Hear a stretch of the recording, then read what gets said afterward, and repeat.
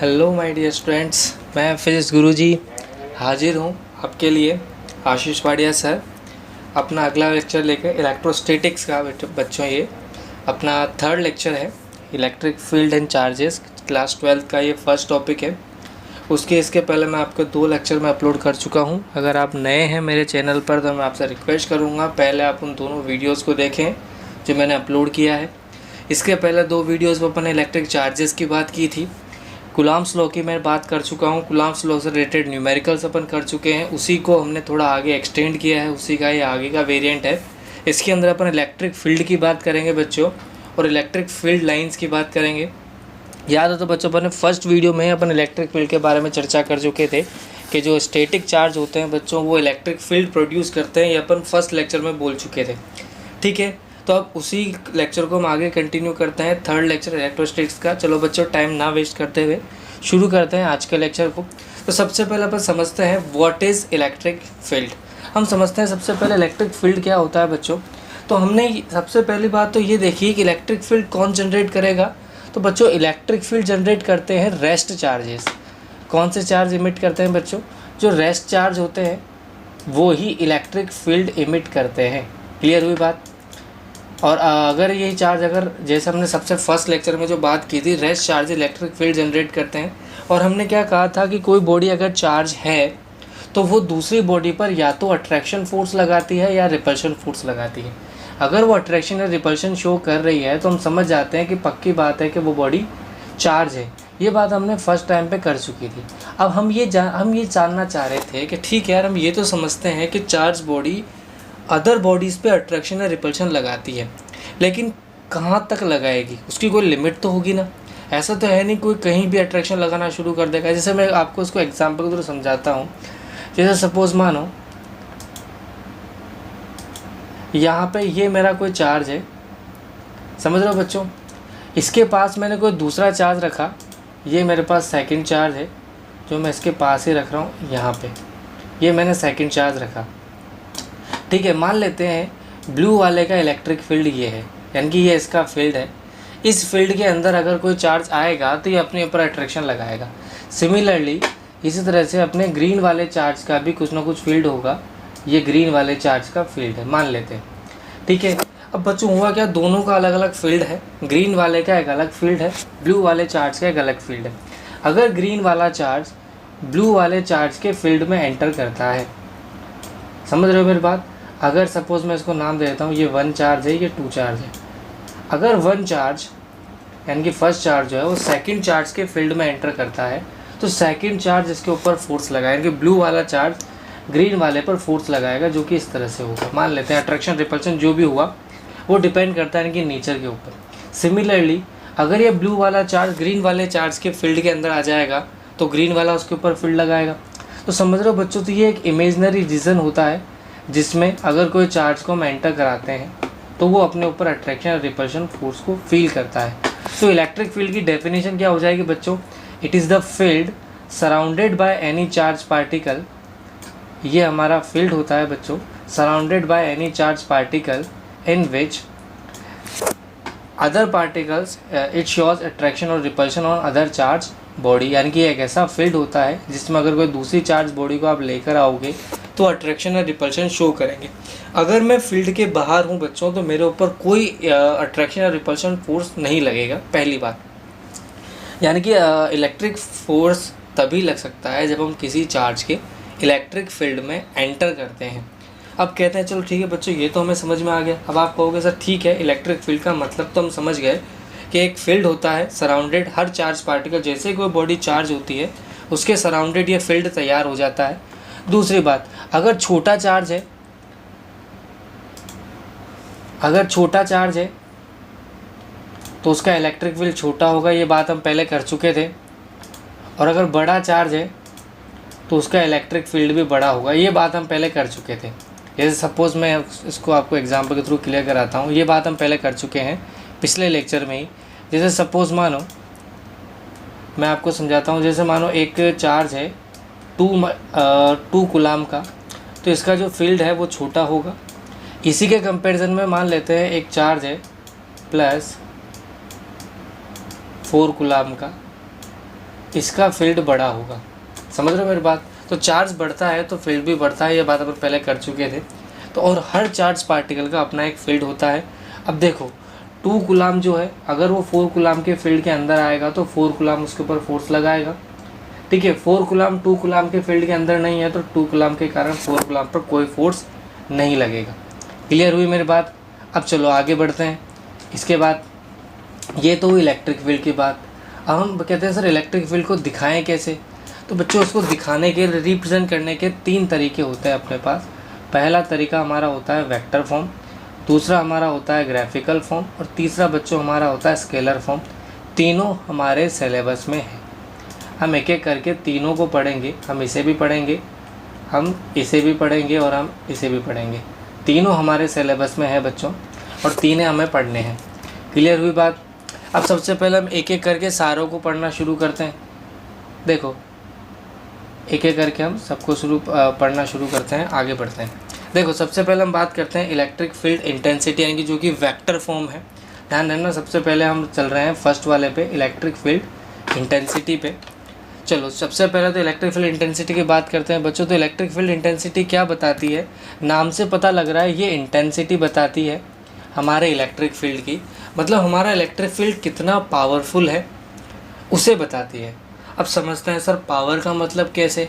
यानी कि ये बताती है कि अगर सपोज़ मानो मैं एक इसको एग्जांपल थ्रू समझाता हूँ। जैसे मानो कोई चार्ज है, हम उसको किसी दूसरे चार्ज के पास लेकर गए, तो हम ये जानना चाहते हैं कि उसके कारण हमारे ऊपर कितना फोर्स लगता है, या कितना ज़्यादा फोर्स लगता है या कम लगता है, उसको हम कह सकते हैं एक तरह से। तो इंटेंसिटी का मतलब हो गया बच्चा वो कितना स्ट्रॉन्ग है या कितना वीक है, उस अकॉर्डिंग। तो इलेक्ट्रिक फील्ड इंटेंसिटी क्या बताती है बच्चों? ये इंटेंसिटी को बताती है। अब कहते हैं सर इसको डिफ़ाइन कैसे करें? तो इसको डिफ़ाइन करने का सिंपल तरीका है कि आप क्या करो, जो इलेक्ट्रिक फोर्स हमें फील हुआ है किसी भी चार्ज पार्टिकल के ऊपर, जो इलेक्ट्रिक फोर्स फील हुआ है, तो हम क्या करेंगे, एक चार्ज पार्टिकल को, जैसे मुझे समझाता हूँ जैसे मैं समझाता हूँ, ये मेरा कोई पॉजिटिव चार्ज है, ये इसका इलेक्ट्रिक फील्ड है मान लेता हूँ। अब मुझे चेक करना है कि इसका इलेक्ट्रिक फील्ड कितना पावरफुल है। तो मैं क्या करूँगा बच्चों, इसके पास कोई दूसरा चार्ज पार्टिकल ले जाऊँगा। एक इस तरह से मैं इसके पास एक चार्ज पार्टिकल लेकर आया, सपोज़ मान लेता हूँ इलेक्ट्रॉन ही लेकर आया। अब ये जो इलेक्ट्रॉन मैं लेकर आया हूँ बच्चों, ये मेरा टेस्ट चार्ज है। टेस्ट चार्ज का मतलब इसको मैं टेस्ट करने के लिए लाया था, यानी कि ये मेरा बलि का बकरा है। इसको मैं ज़बरदस्ती इसके फील्ड में एंटर करवा रहा हूँ, ये देखने के लिए कि इसके ऊपर फोर्स कितना लगता है। और अगर फोर्स ज़्यादा लगा तो हम समझ जाएंगे भैया इंटेंसिटी ज़्यादा है, यानी कि बहुत पावरफुल इलेक्ट्रिक फील्ड है। अगर फोर्स कम लगा तो हम समझ जाएंगे भैया इलेक्ट्रिक फील्ड कमज़ोर है। ठीक है, तो हम इलेक्ट्रिक फील्ड को चेक करने के लिए हम क्या करते हैं, इसको डिफाइन करने का तरीका भी ये होता है, electric force experience by any unit positive charge in any electric field. ध्यान रखना, इलेक्ट्रिक फील्ड में चार्ज पार्टिकल के ऊपर जो फोर्स लगा, जो इलेक्ट्रिक फोर्स वो फील करता है, उसी को हम क्या कहते हैं बच्चों, उसी को हम इलेक्ट्रिक फील्ड इंटेंसिटी कहते हैं। नाम से पता लग रहा है चूँकि ये एक वेक्टर फॉर्म है, तो ये सिंपल सी बात है, वेक्टर क्वांटिटी होगी। कैसी क्वांटिटी होगी बच्चों? वेक्टर क्वांटिटी होगी। तो जाहिर सी बात है इसके पास डायरेक्शन भी होगी और मैग्नीट्यूड दोनों होगा। डायरेक्शन कैसे देंगे बच्चों? इसकी डायरेक्शन सेम होती है, जैसे इलेक्ट्रिक फील्ड की डायरेक्शन होती है वही इसकी डायरेक्शन होती है। डायरेक्शन में कोई चेंज नहीं आता। इसको रिप्रेजेंट किस तरह से करते हैं बच्चों? ई वेक्टर की फॉर्म में हम इसको रिप्रेजेंट करते हैं। ये इसको रिप्रेजेंट करने का तरीका है, ई वेक्टर की फॉर्म में हम इसको रिप्रेजेंट करते हैं। क्लियर हुआ बच्चों? तो हमने इलेक्ट्रिक फील्ड इंटेंसिटी डेफिनेशन समझी। Electric force experience by any unit positive charge is termed as electric field intensity.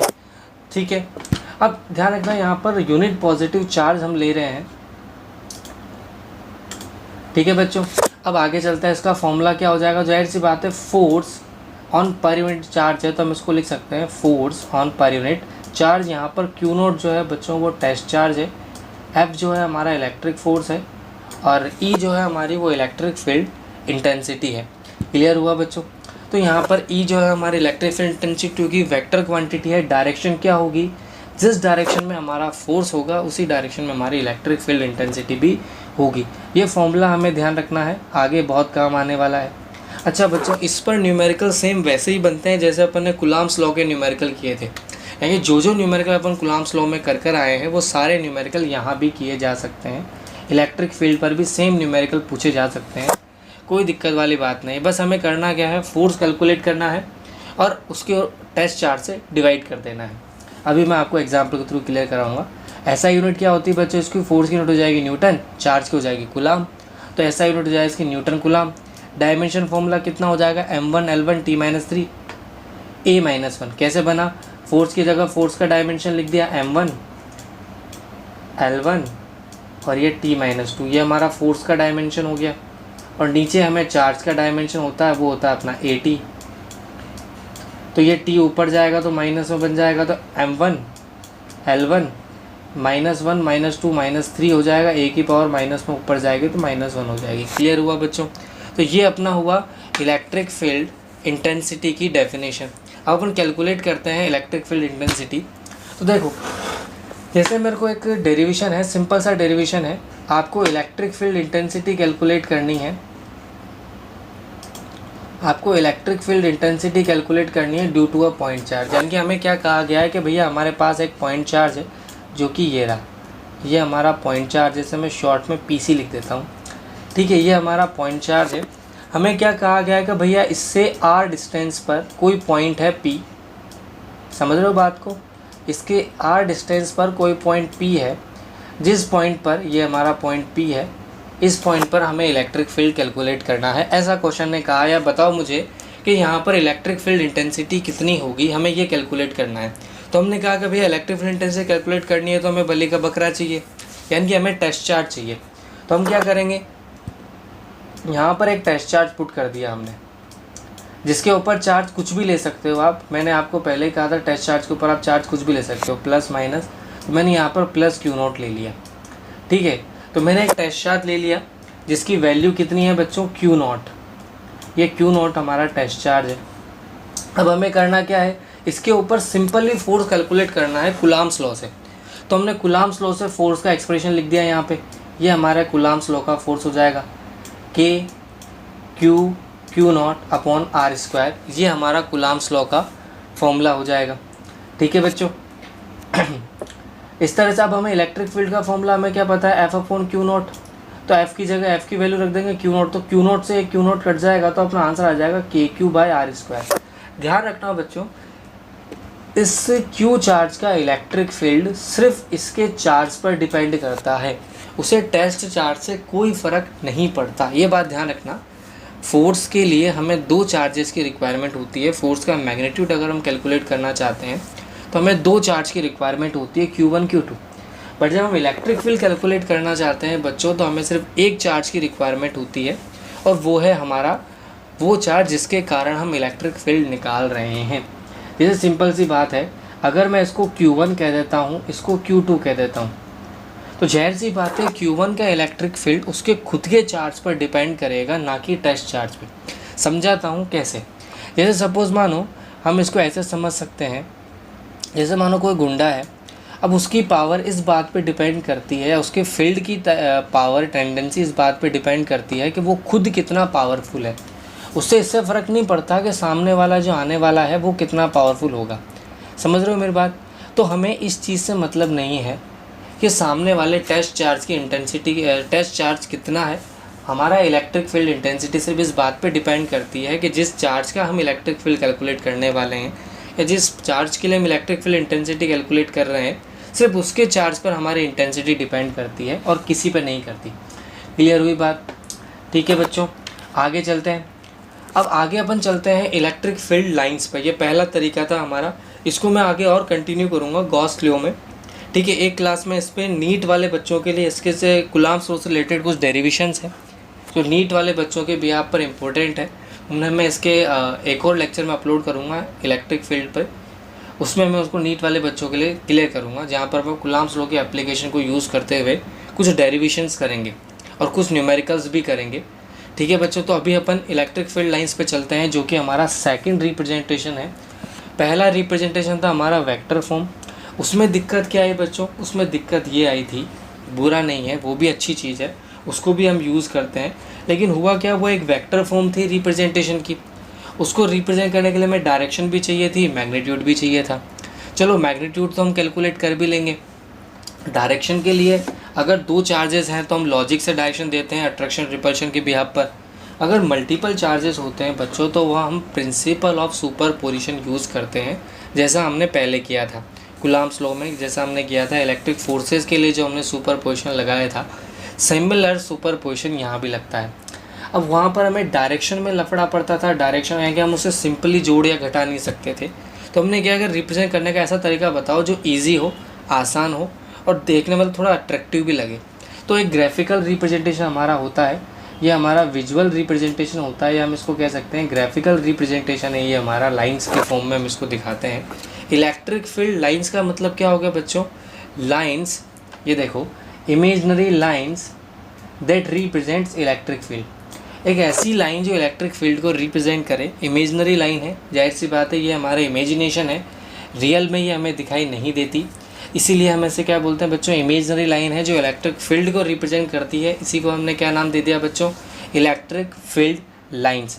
अब बात करते हैं सर इस इलेक्ट्रिक फील्ड लाइंस की क्या क्या खास बात है, या हम इसमें ऐसी कौन कौन सी खास बात है इस लाइंस की जो हमने इनको इलेक्ट्रिक फील्ड लाइंस कह दिया।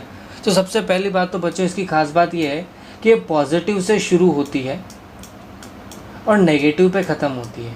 ध्यान रखना, ये पॉजिटिव से शुरू होती है, यानी कि ये पॉजिटिव से चलना शुरू करेगी, नेगेटिव पे ख़त्म हो जाएगी। ये ध्यान रखना है कि पॉजिटिव से निकलती है, नेगेटिव पे टर्मिनेट होती है। ये इसकी पहली प्रॉपर्टी है जो हमें ध्यान रखना है। इस भैया properties of electric field lines पर बहुत क्वेश्चन बने हैं बोर्ड में, और इनकी प्रॉपर्टीज़ को यूज़ करते हुए न्यूमेरिकल सॉल्व होते हैं कंपटीशन्स में, ये ध्यान रखना। तो दोनों लेवल के बिहाफ पर ये properties of electric field lines हमारे लिए काम की है। तो पहली प्रॉपर्टी सिंपल प्रॉपर्टी है कि ये पॉजिटिव से निकलती है, नेगेटिव पे टर्मिनेट हो जाती है। ठीक है बच्चों, सेकंड पॉइंट की बात करूँ, यानी कि सीधी सी बात है, अगर हम पॉजिटिव के लिए फील्ड लाइन ड्रॉ करना चाहें तो पॉजिटिव के लिए फील्ड लाइन जो हमारी होगी वो बाहर की तरफ होगी, डायरेक्शन फील्ड लाइंस की जो होगी वो बाहर की तरफ होगी। नेगेटिव के लिए जो फील्ड लाइंस की डायरेक्शन होगी वो अंदर की तरफ होगी। ध्यान रखना, एक बार बोर्ड में इसके ऊपर क्वेश्चन पूछा गया है, आपको ये नोटेशन दिया गया था और इनके लिए आपको इलेक्ट्रिक फील्ड लाइन ड्रॉ करनी थी। तो Q अगर ग्रेटर देन 0 है मतलब पॉजिटिव चार्ज है, इलेक्ट्रिक फील्ड लाइन जो है वो बाहर की तरफ होगी, उनकी डायरेक्शन बाहर की तरफ होगी। ध्यान रहे बच्चों, इलेक्ट्रिक फील्ड लाइन बनाने के लिए हमें दोनों चीज़ें ज़रूरी है, डायरेक्शन बनाना बहुत ज़रूरी है और उनका शेप। डायरेक्शन के बिना हमारी इलेक्ट्रिक फील्ड लाइन्स कंप्लीट नहीं हो सकती, क्योंकि जब तक हमें इलेक्ट्रिक फील्ड लाइन्स की डायरेक्शन नहीं पता होगी, हमें ना तो फोर्स की डायरेक्शन पता होगी ना ही फील्ड की डायरेक्शन पता होगी, तो वो इनकम्प्लीट होता है। तो बिना डायरेक्शन के कभी इलेक्ट्रिक फील्ड लाइन को आप ड्रॉ नहीं करेंगे। सिमिलरली अगर Q इज लेस देन 0 है, इसका मतलब नेगेटिव चार्ज है, इलेक्ट्रिक फील्ड लाइंस अंदर की तरफ होगी। क्लियर हुआ बच्चों? तो ये दो प्रॉपर्टीज़ है हमारे पास, पहली पॉजिटिव से निकलती है, नेगेटिव पे ख़त्म होती है, यानी कि पॉजिटिव से इलेक्ट्रिक फील्ड लाइंस बाहर की तरफ जाएंगी, डायरेक्शन आउटवर्ड होगी, और नेगेटिव चार्जेस के लिए डायरेक्शन इनवर्ड होगी। चलो आगे बढ़ते हैं।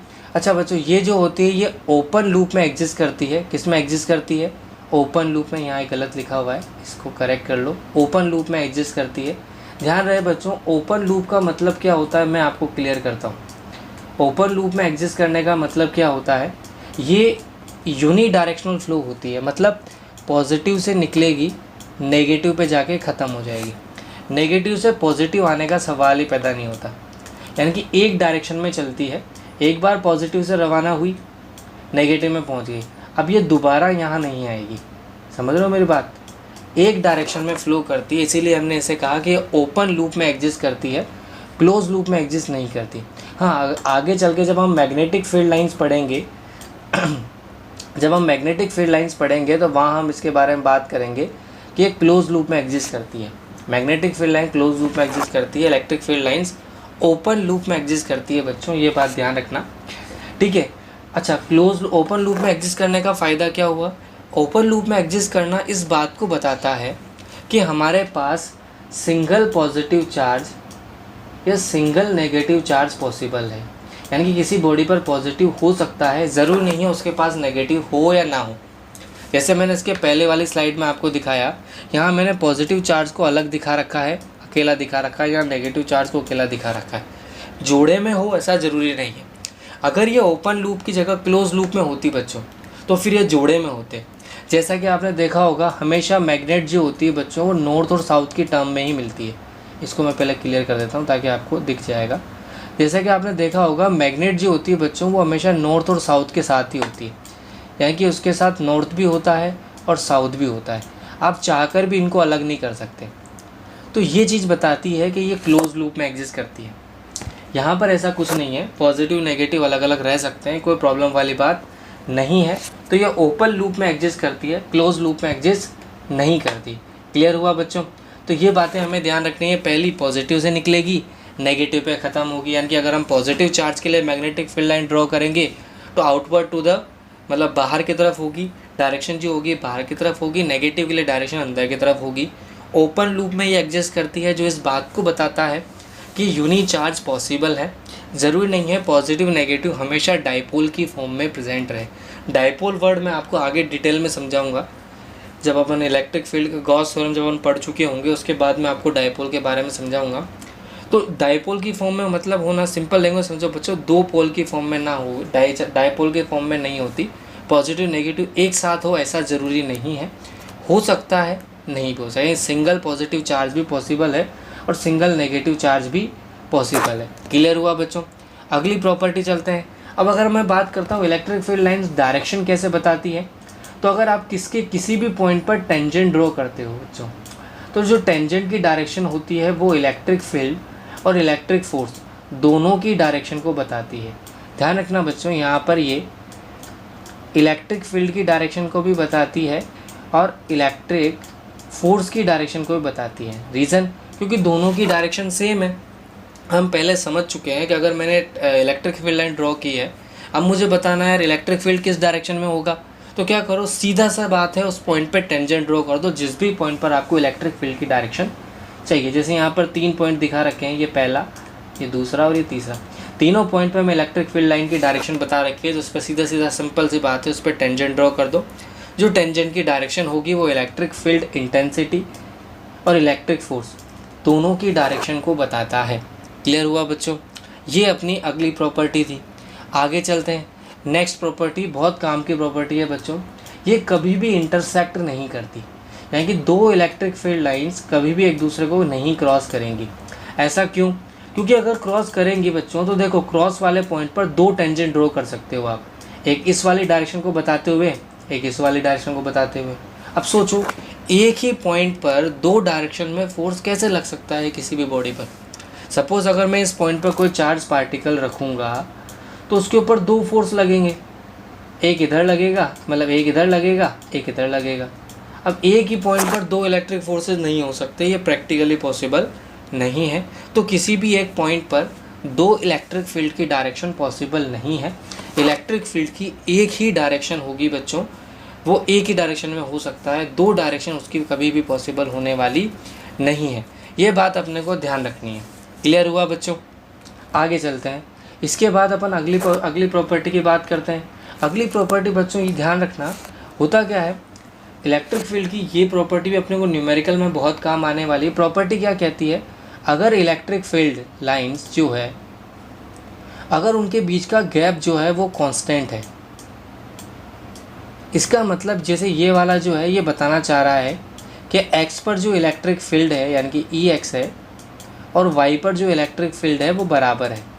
इसको बच्चों हम यूनिफॉर्म इलेक्ट्रिक फील्ड कहते हैं। क्या कहते हैं बच्चों? इसको यूनिफॉर्म इलेक्ट्रिक फील्ड कहते हैं। ये हमारा यूनिफॉर्म इलेक्ट्रिक फील्ड है। यूनिफॉर्म इलेक्ट्रिक फील्ड क्या हो जाएगा बच्चों? हर पॉइंट पर इलेक्ट्रिक फील्ड बराबर होना चाहिए। यहाँ लोगे तो भी आंसर वही आने वाला है, यहाँ लोगे तो भी आंसर वही है, यहाँ लोगे तो भी आंसर वही है। इस पूरे पॉइंट पे आप कहीं भी इलेक्ट्रिक फील्ड लेते हो तो वो यूनिफॉर्म मिलेगा। इसका क्या मतलब है, यानी कि अगर सपोज़ इलेक्ट्रिक फील्ड लाइंस के बीच का गैप जो है अगर वो फिक्स है तो इलेक्ट्रिक फील्ड भी फिक्स होगा, यानी कि यूनिफॉर्म होगा। इस वाले डायग्राम में देखो, बी वाले में हमें क्या दिख रहा है, यहाँ पर इलेक्ट्रिक फील्ड लाइन पास पास है, डेंस है। यहाँ पर इलेक्ट्रिक फील्ड लाइन जो है बच्चों वो पास पास है और यहाँ पर इनके बीच का गैप बढ़ गया। समझ रहे हो मेरी बात को? तो हुआ क्या, जहाँ पर गैप ज़्यादा हो गया वहाँ पर इलेक्ट्रिक फील्ड जो है वो कम हो जाएगा, और जहाँ पर गैप कम हो गया, मतलब जहाँ पर पास पास हो जाएंगी वहाँ पर इलेक्ट्रिक फील्ड बढ़ जाएगा। यानी कि प्रॉपर्टी क्या कहती है, अगर इलेक्ट्रिक फील्ड लाइंस डेंस है, उनके बीच का जो गैप है अगर वो कम है, तो वहाँ पर इलेक्ट्रिक फील्ड ज़्यादा होगा। यानी कि जितनी ज़्यादा इलेक्ट्रिक फील्ड लाइंस होंगी, इलेक्ट्रिक फील्ड उतना ही ज़्यादा होगा, और जितनी कम इलेक्ट्रिक फील्ड लाइंस की डेंसिटी होगी, इलेक्ट्रिक फील्ड उतना ही कम होगा। यानी कि अगर इलेक्ट्रिक फील्ड दूर दूर होगी बच्चों तो इलेक्ट्रिक फील्ड कम हो जाएगा, इलेक्ट्रिक फील्ड लाइन पास पास होगी तो इलेक्ट्रिक फील्ड बढ़ जाएगा। तो ये बच्चों नॉन यूनिफॉर्म इलेक्ट्रिक फील्ड को दिखा रहा है, इसे मैं नॉन यूनिफॉर्म NUF कह देता हूँ। ये नॉन यूनिफॉर्म इलेक्ट्रिक फील्ड है, यानी कि इलेक्ट्रिक फील्ड की वैल्यू हर पॉइंट पे बराबर नहीं है। अगर आप इसको आगे एक्सटेंड करोगे तो ये और बढ़ जाएगा, इनका बीच का गैप और बढ़ जाएगा, तो इलेक्ट्रिक फील्ड और कम होने लगेगा। समझ रहे हो मेरे बच्चों, समझ रहे हो बच्चों बात। तो इलेक्ट्रिक फील्ड डिस्टेंस बढ़ने के साथ कम हो रहा है। तो बी वाला डायग्राम क्या बता रहा है कि इलेक्ट्रिक फील्ड डिस्टेंस बढ़ने के साथ कम हो रहा है, और ए वाला डायग्राम क्या बता रहा है, डिस्टेंस बढ़ने पर इलेक्ट्रिक फील्ड में कोई फ़र्क नहीं आ रहा, इलेक्ट्रिक फील्ड डिस्टेंस के साथ चेंज नहीं हो रहा। इसीलिए इसको हम यूनिफॉर्म इलेक्ट्रिक फील्ड भी बोल सकते हो, कांस्टेंट इलेक्ट्रिक फील्ड भी आप इसको कह सकते हो। और जो बी वाला है वो हमारा नॉन यूनिफॉर्म इलेक्ट्रिक फील्ड है। आई होप बच्चों आपको properties of electric field line समझ में आई होगी। सबसे पहली पॉजिटिव से निकलेगी, नेगेटिव में ख़त्म होगी, ओपन लूप में एग्जिस्ट करती है, ठीक है। अगर कभी भी एक दूसरे को नहीं काटेगी, ये इंपॉर्टेंट प्रॉपर्टी है। जहाँ पर इलेक्ट्रिक फील्ड लाइन डेंस होगी, डेंसिटी ज़्यादा होगी, इलेक्ट्रिक फील्ड भी ज़्यादा होगा। इलेक्ट्रिक फील्ड की डेंसिटी लो होगी, वहाँ पर इलेक्ट्रिक फील्ड भी लो होगा। क्लियर हुई बात। ये हमारे इलेक्ट्रिक फील्ड लाइंस की कॉमन प्रॉपर्टीज़ हैं, इंपॉर्टेंट प्रॉपर्टीज़ है। चलिए अब आगे बढ़ते हैं। इसके बाद अपन चलते हैं बच्चों लिमिटेशंस पे। कूलॉम्स लॉ की क्या क्या लिमिटेशंस हैं।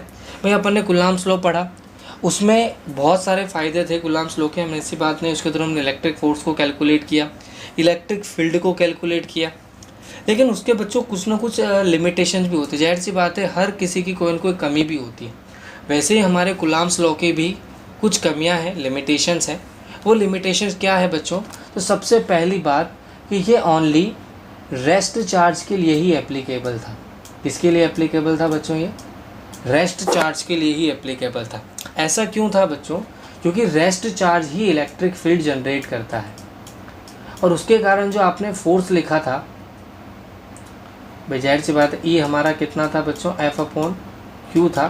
तो यहाँ से अगर मैं Q निकालना चाहूँ, F निकालना चाहूँ तो कितना हो जाएगा बच्चों, QE हो जाएगा। समझ रहे हो मेरी बात को। ये फॉर्मूला अपने को आगे बहुत काम आने वाला है, सिंपल फॉर्मूला है, ध्यान रहे, ठीक है। तो हम यहाँ से फोर्स निकाल सकते हैं, लेकिन ध्यान रहे बच्चों, रेस्ट चार्ज के केस में तो रेस्ट चार्ज जो है वो तो इलेक्ट्रिक फील्ड जनरेट करेगा, लेकिन अगर मूविंग चार्ज के केस में अगर हम कूलॉम्स लॉ को अप्लाई करना चाहें तो वो फेल हो जाता है। कूलॉम्स लॉ यहाँ एप्लीकेबल नहीं होता।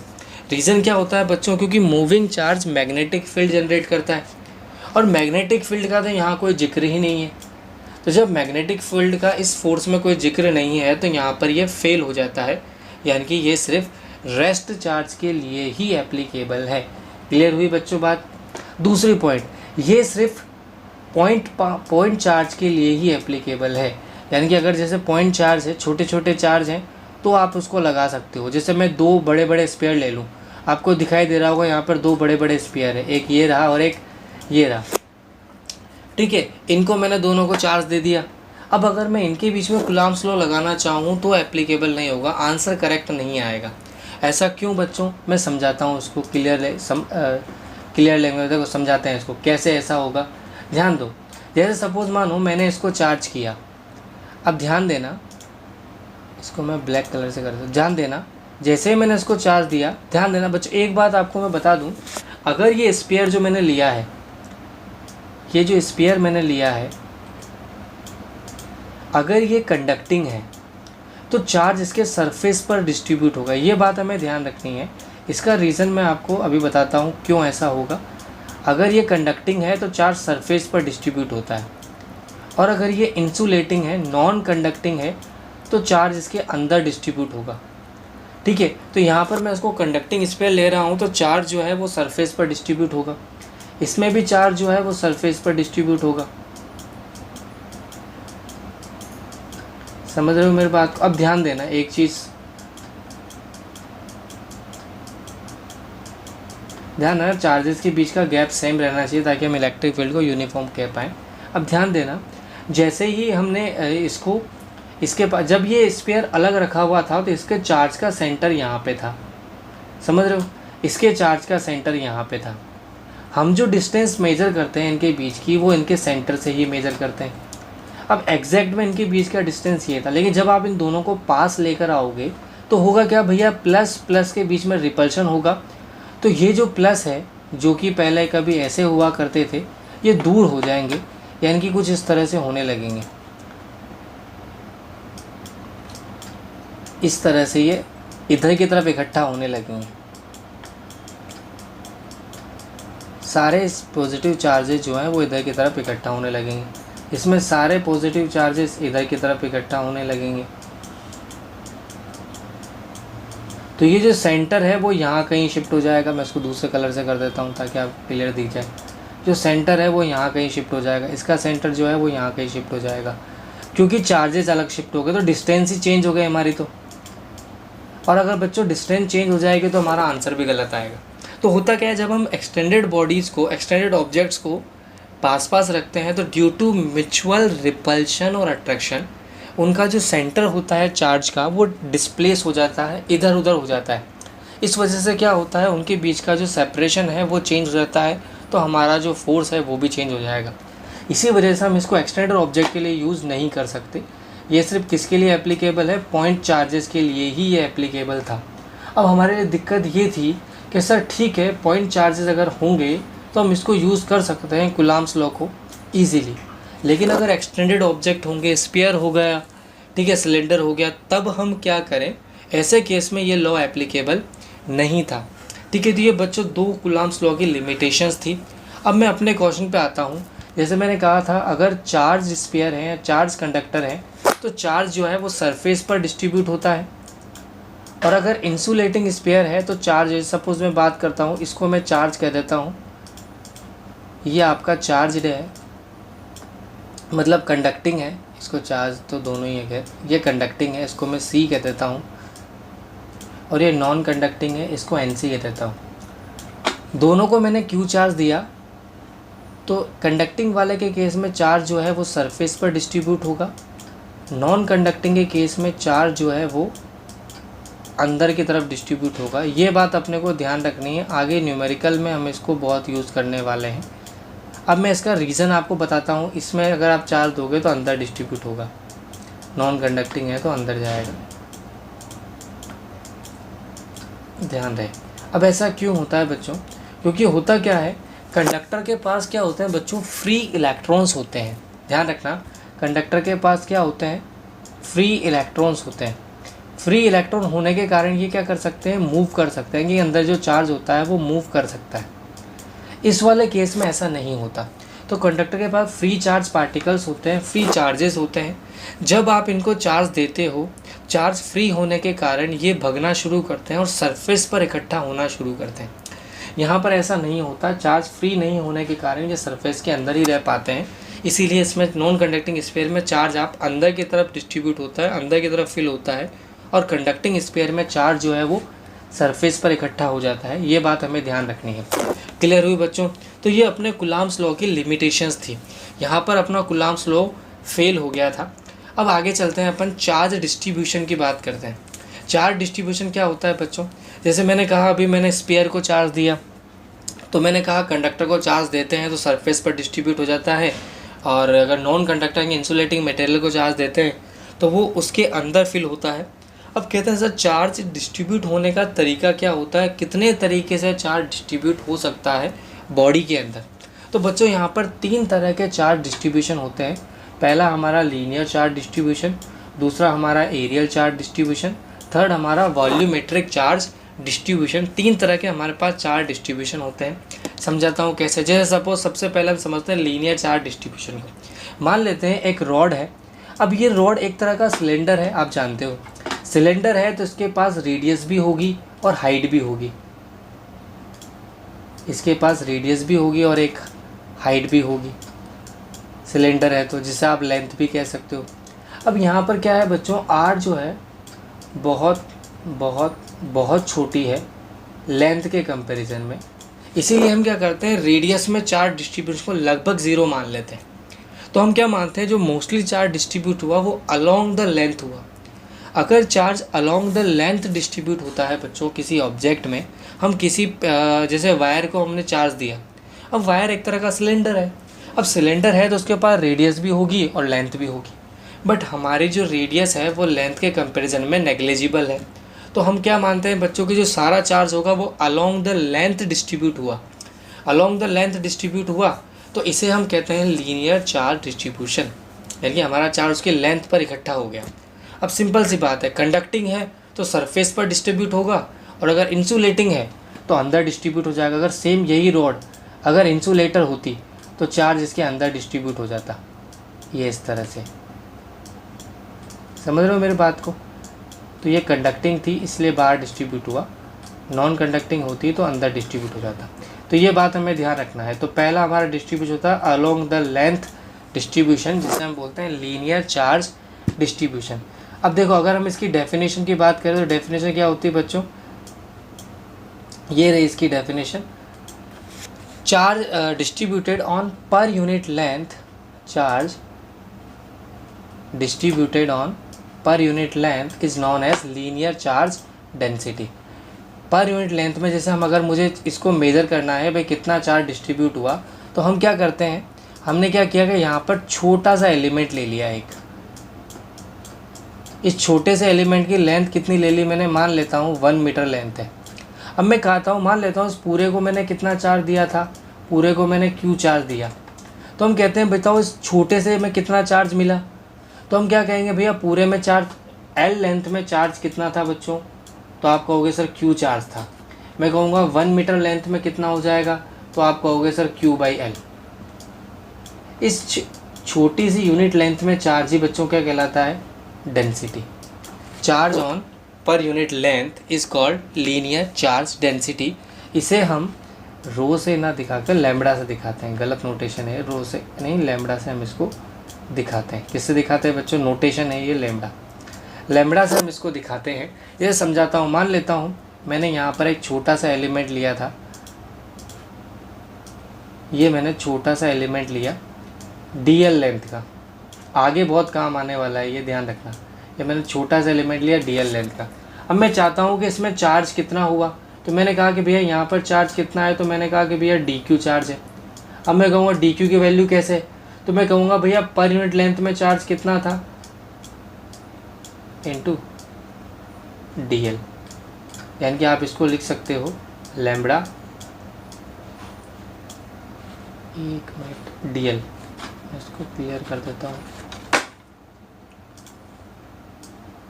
तो इसको बच्चों हम क्या लिख सकते हैं, यहाँ लिख देता हूँ मैं, ये लैम्बडा और ये DL। तो ये हमारा इस छोटे से पॉइंट में कितना चार्ज हुआ कि भैया इतना चार्ज हुआ, लैम्बडा DL चार्ज हुआ। समझ रहे हो बात को?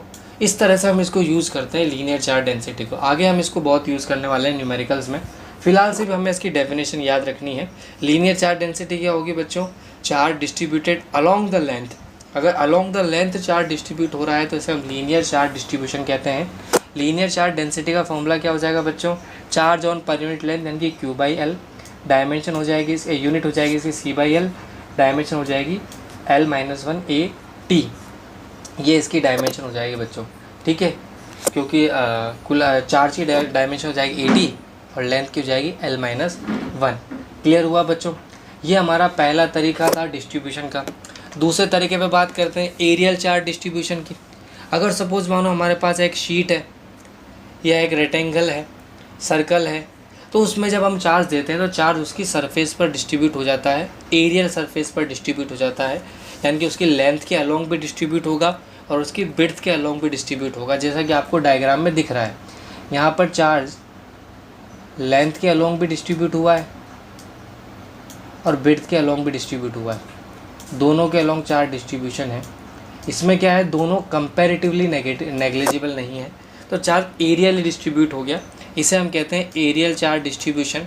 और डेंसिटी कैसे निकालेंगे बच्चों, charge on per unit area is termed as areal charge density. Unit क्या हो जाएगी बच्चों, कूलाम पर मीटर स्क्वायर, डायमेंशन हो जाएगी L-2 AT।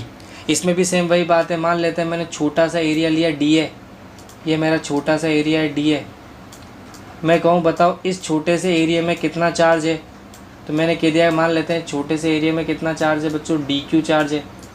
कैसे निकालोगे, तो इसको हम लिख देंगे सिग्मा डी ए,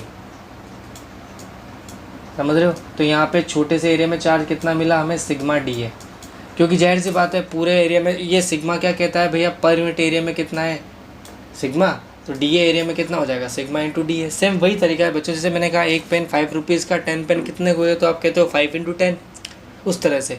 तो पर यूनिट एरिया में चार्ज कितना सिग्मा, तो डी एरिया में कितना सिग्मा इंटू डी है, तो ये इस एरिया में प्रेजेंट चार्ज हो गया। क्लियर हुई बात। रूल वही है, कंडक्टिंग है तो सरफेस पर डिस्ट्रीब्यूट हो जाएगा, इंसुलेटिंग है तो अंदर डिस्ट्रीब्यूट होगा।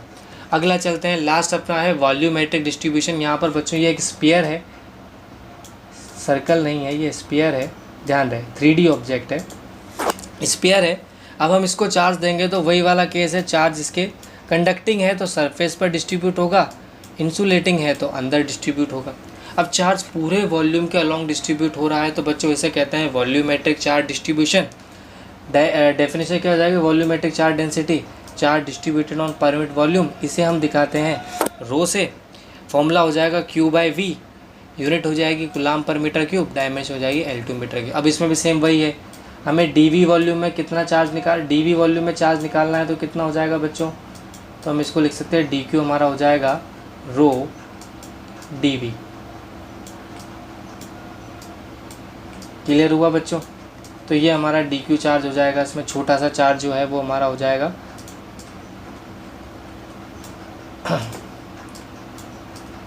ये हमारा dQ चार्ज हो जाएगा रो dV। क्लियर हुआ।